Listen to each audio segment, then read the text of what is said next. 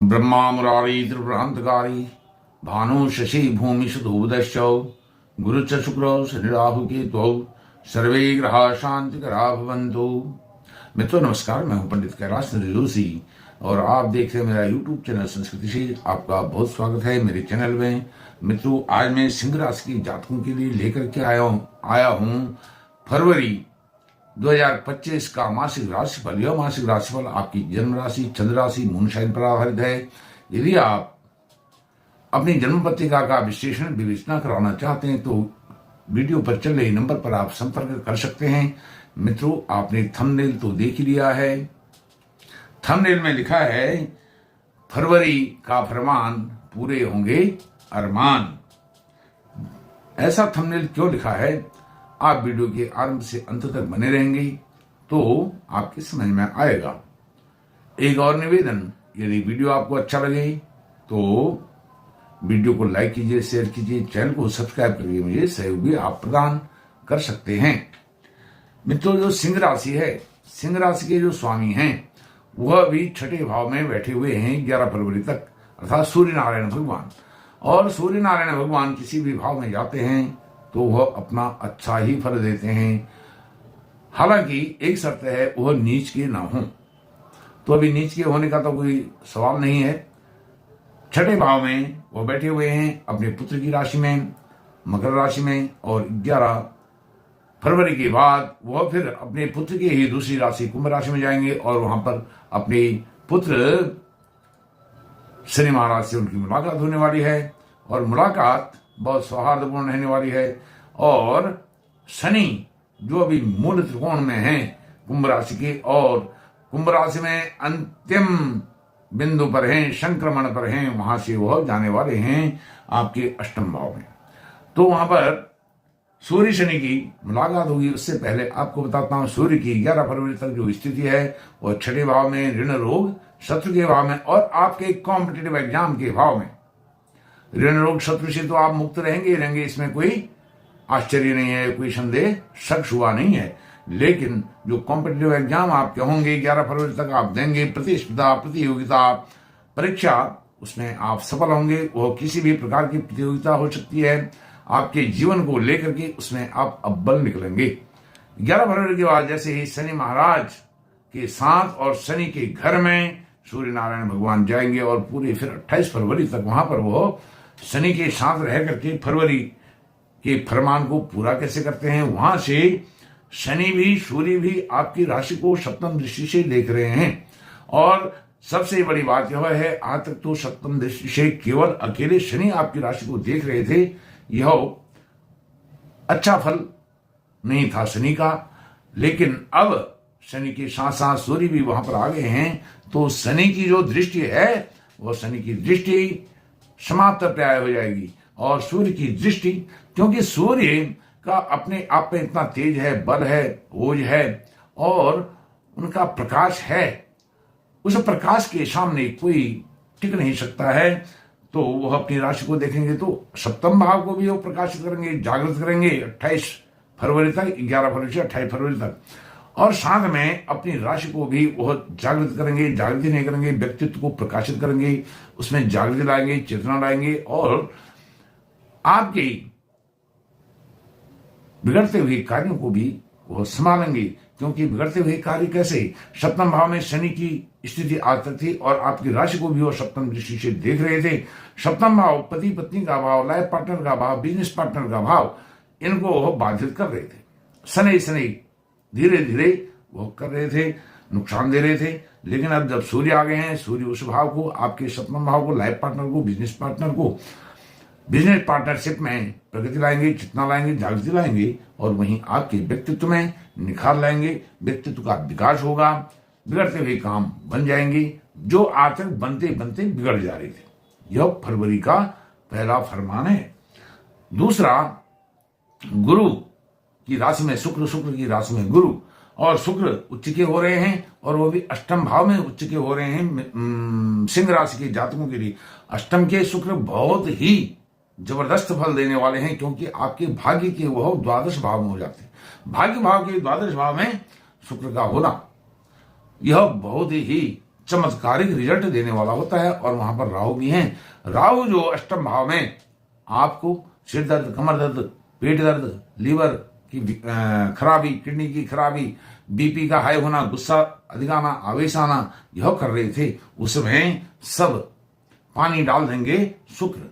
और शुक्र है लग्जरी के प्रतीक हैं, लग्जरी के कारक हैं, ऐशो आराम भोग विलास के कारक हैं। अष्टम भाव की शुक्र भूमि भवन वाहन का सुख तो देते ही देते हैं, साथ में वह शयन सुख भी देते हैं, सैया सुख भी देते हैं, विवाह का सुख भी देते हैं। विवाह के कारक हैं, प्रमुख कारक हैं शुक्र। और राहु भी विवाह के कारक हैं। राहु और ब्याहु, अर्थात राहु है अष्टम भाव में, तो वह जहां शरीर को नुकसान पहुंचाता है, जो मैंने बताया शारीरिक दर्द, पेन आदि रहता है, पीड़ा रहती है, लेकिन वह भोग विलास ऐश्वर्य भी देता है।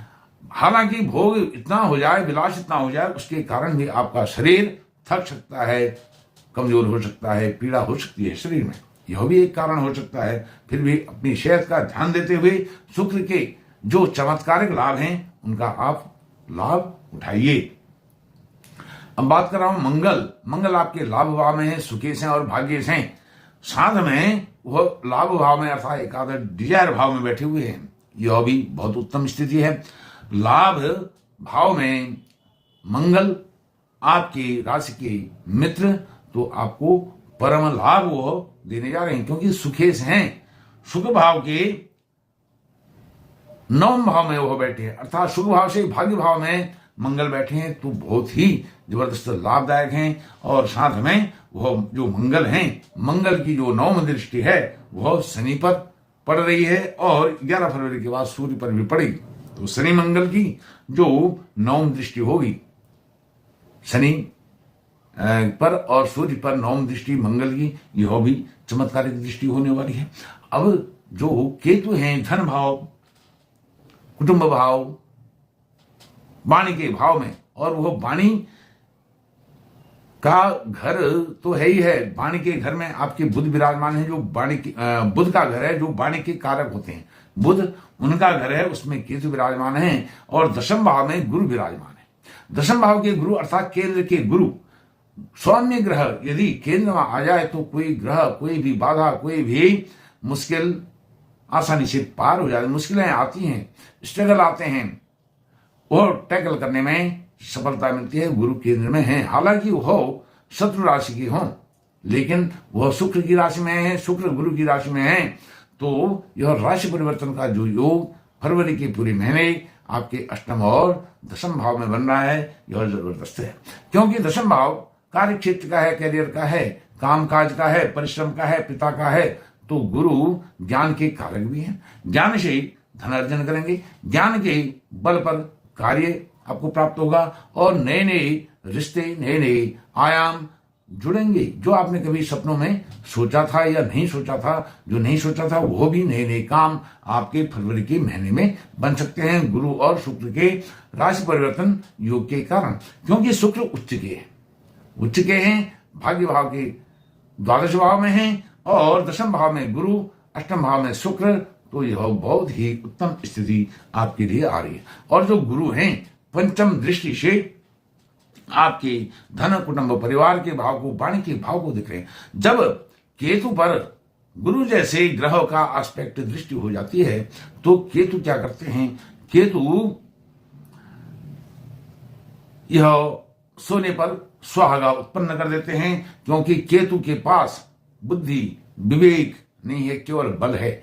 वह बल के साथ यदि ज्ञान जुड़ जाए, बुद्धि जुड़ जाए, विवेक जुड़ जाए, एजुकेशन जुड़ जाए, तो वह व्यक्ति जो भी बात करेगा, कम्युनिकेशन करेगा, कम्युनिकेट करेगा, वह सोने पर सुहागा हो जाता है। तो बुद्धि, वाणी के भाव में केतु गुरु की दृष्टि, वाणी आपकी बहुत ही ओजपूर्ण होने वाली है, प्रभावी होने वाली है, इफेक्टिव होने वाली है गुरु के एस्पेक्ट के कारण। अब इसके साथ साथ आपको बताना चाहूंगा, जो फरवरी के महीने में ग्रह स्थिति को एक नजर में आप देखेंगे तो बुध वाणी भाव के स्वामी होकर के वो छठे भाव में, लेकिन बुध और सूर्य एक साथ राशि परिवर्तन करेंगे, वो चले जाएंगे सप्तम भाव में।